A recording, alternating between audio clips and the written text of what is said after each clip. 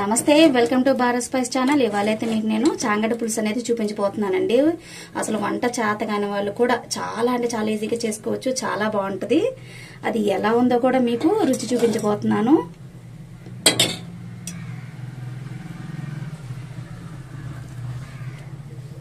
చాలా అంటే చాలా బాగుందండి. మీరు కూడా ట్రై చేయండి. పదండి వీడియోలోకి వెళ్ళిపోదాము. ఇగో చాంగడ్లు తీసుకున్నానండి. మట్టి లేకుండా శుభ్రం కడిగేసేసుకుని కొన్ని నీళ్లు పోసుకున్నాను. ఉడికించుకుంటున్నాను. స్టవ్ మీద పెట్టేసేసి మెత్తగా అయ్యే వరకు ఉడికిచ్చేసుకున్నాము. రండి, మొరగా బాగా ఉడికిపోతాయి. నేనైతే హై టు మీడియం ఫ్లేమ్ పెట్టుకుంటున్నాను. చాంగడ్లు వచ్చేసి ఉడికే లోపల మనం ఇక్కడ చింతపండు ఒక టమాటా, ఒక ఈ మాత్రం సైజు ఉండే టమాటా సైజు అంత చింతపండు తీసుకొని నానబెట్టేసుకుంటున్నాను. నానబెట్టేసుకుని ఉడికే లోపల ఇవి కూడా మెత్తగా అయిపోతుంది అనమాట. పక్కన పెట్టేసుకుంటున్నాను నేను ఇది. ఈ లోపల ఎర్రగడ్డలు టమాటాలు అన్ని కట్ చేసుకుని పెట్టుకుందాము. ఇది ఉడికిందో లేదో చూద్దాం. ఇప్పుడు మూత తీసేసి నేనైతే హై టు మీడియంలో పెట్టుకున్నానండి. నీళ్ళు అనేవి అడుగంటిపోకుండా చూసుకోండి మీరైతే. ఇక్కడ ఉడికిందో లేదో తెలియడానికి ఫస్ట్ ఒక నైఫ్ ఇలా ఒక కత్తితోట ఇలాంటివి తీసుకొని ఇలా పొడిస్తే కనుక వెంటనే గుచ్చుకుంటే ఉడికిపోయిందని అర్థం అన్నమాట. అప్పుడు మరి స్టవ్ ఆపేసేసుకొని చల్లారిపోయిన తర్వాత మనం ఈ తొక్క అనేది తీసేసుకుందాము. అంతా తీసేసిన తర్వాత చూపిస్తాం మీకు. స్టవ్ మీద ఒక గిన్నె పెట్టేసుకుని నేను తగినంత ఆయిల్ అయితే వేసుకుంటున్నాను. 2 నుంచి 3 స్పూన్లు ఆయిల్ వేసుకోండి.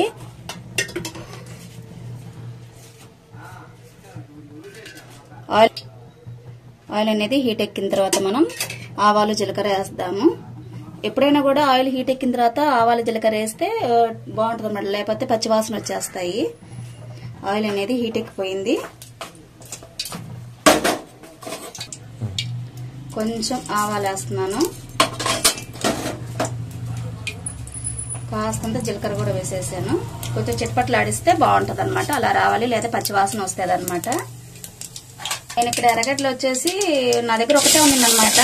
మీ దగ్గర 2 ఉంటే 2 వేసుకొని కొందాం అనుకున్నాను, మర్చిపోయాను. వంట చేసేటప్పుడు గుర్తు వస్తుంది నాకు. ఎప్పుడైనా 2 ఉంటే 2 వేసుకొని ఒకటే ఉండింది నా దగ్గర. ఒక ఎర్రగడ్డ వేసుకున్నాను, సన్నగా కట్ చేసుకున్నది. మీడియంలో పెట్టుకుని బాగా ఫ్రై చేద్దాము ఆయిల్లో. అది ఎర్రగడ్డ బాగా వాడ్చుకున్న తర్వాత అప్పుడు మనం టమాటాలు వేసుకున్నాము. ఎర్రగడ్డలు ఉంటే కనుక మీరు ఒక 2 వేసుకుని మీడియం సైజు. నా దగ్గర లేవు, తీసుకుందాం అనుకున్నాను, మర్చిపోయాను అనమాట. ఎర్రగడ్డ తీసుకుందాం అనుకున్నాను. ఇప్పుడు వంట చేసేటప్పుడు తీరా చూస్తూ ఒకటే ఉండింది, ఒకటే వేసాను నేను. మీ దగ్గర ఉంటే 2 అయినా వేసుకోవచ్చు.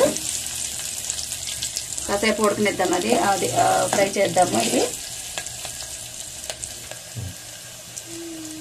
చూడండి, ఎర్రగడ్డలు అయితే కాస్త ఫ్రై అయ్యి, పూర్తిగా ఏం ఫ్రై అవ్వలేదు.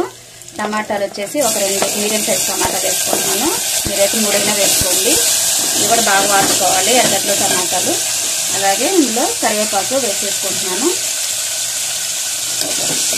బాగా వాడుకున్నాము. మూత పెట్టేసి త్వరగా మగ్గిద్ది. కొంచెం ఉప్పు కూడా వేసేసుకున్నాం మనం, మగ్గుతాయి త్వరగా. ఉప్పు కూడా వేసేసుకుంటున్నాను. త్వరగా మగ్గుతాయి అన్నమాట, మెత్తగా అవుతాయి. బాగా మగ్గాలండి. ఎప్పుడైనా ఆయిల్లో బాగా ఈ విధంగా ఎర్రగడ్డలు టమాటాలు వాడుకున్నారంటే గ్రేవీ కూడా మీకు చిక్కగా వస్తుంది అనమాట. కొందరైతే ఫ్రై కాకుండానే ఊరికలా అనేసి ఇలాగే ముక్కలుగా ఉంటాయి అనమాట. అప్పుడు మీకు గ్రేవీ అనేది రాదు, పలచగానే ఉండిపోతుంది. కాబట్టి మెత్తగా అయిపోవాలి. అప్పటి వరకు మనం దీన్ని చక్కగా ఫ్రై చేసేసుకుందాం. మూత పెట్టేస్తాను ఇప్పుడైతే నేను.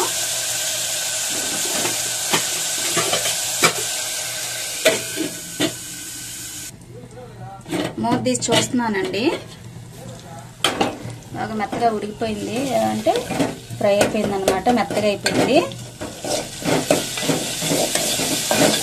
ఆయిల్ కూడా కొంచెం చూడండి సపరేట్ అవుతూ ఉంటుంది అనమాట.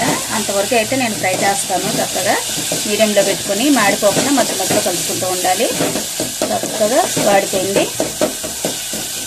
ఇలా చెత్తకొట్టుకున్నారంటే టమాటాలు మెత్తగా అయిపోతాయి.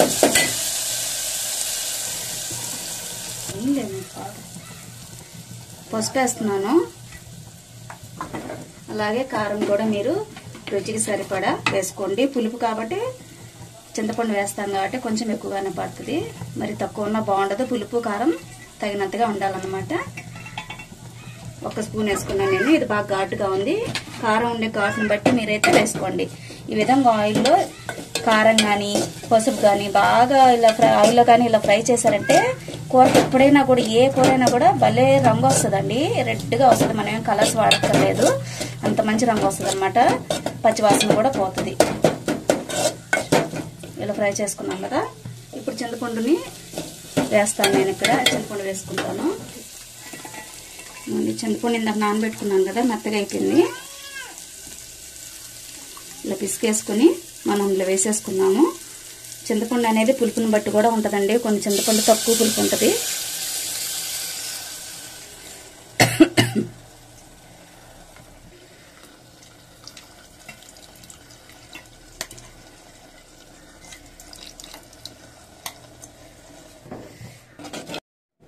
ఇలా చింతపండు పులుసు అనేది పోసుకొని నీళ్లు కూడా తగినంత పోసుకోండి.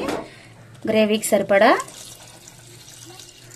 పులుపు సరిపోయిందో లేదో ఇప్పుడైతే టేస్ట్ చూసుకోండి. పులుపు ఉప్పు ఇప్పుడే వేసేసుకోవాలి మీరు.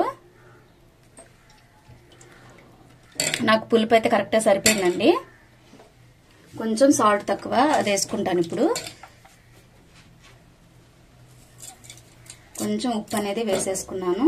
కొంచెం నీళ్ళు కూడా వేసుకుంటాను నేను, గ్రేవీ సరిపోదు కాబట్టి. చాంగడ్లు కదండి, కొంచెం చికట వచ్చేసి చిక్క కూడా వచ్చేస్తుంది అనమాట. కొంచెం ఉన్నాయి ఇవి. కొంచెం వాటర్ వేసుకుంటాను నేను ఇప్పుడు. కొంచెమే వాటర్ అలా వేసుకున్నాను. ఇవి బాగా తెరలించుకోవాలన్నమాట, బాగా బబుల్స్ రావాలి. అప్పటి వరకు మనం ఇలా మూత పెట్టేసి వదిలేద్దామండి. మూత చూస్తున్నాను చూడండి, ఆ విధంగా బాగా తెల్లిపోవాలన్నమాట. ఆ విధంగా బబుల్స్ రావాలి. నీళ్లు వేయగానే చాంగడ్లు ఎప్పుడు వేయకూడదు, టేస్ట్ బాగుండదండి.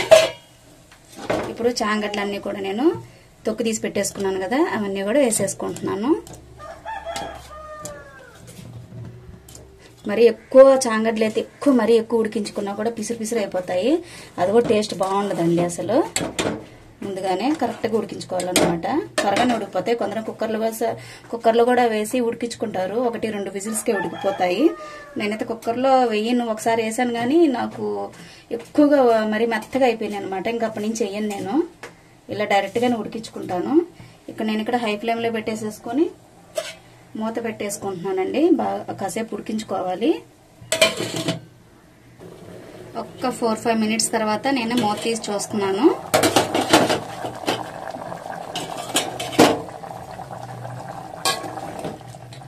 ఉడికిపోయిందండి. చాంగడ్డ పులుసు అనేది రెడీ అయిపోయింది మనకి.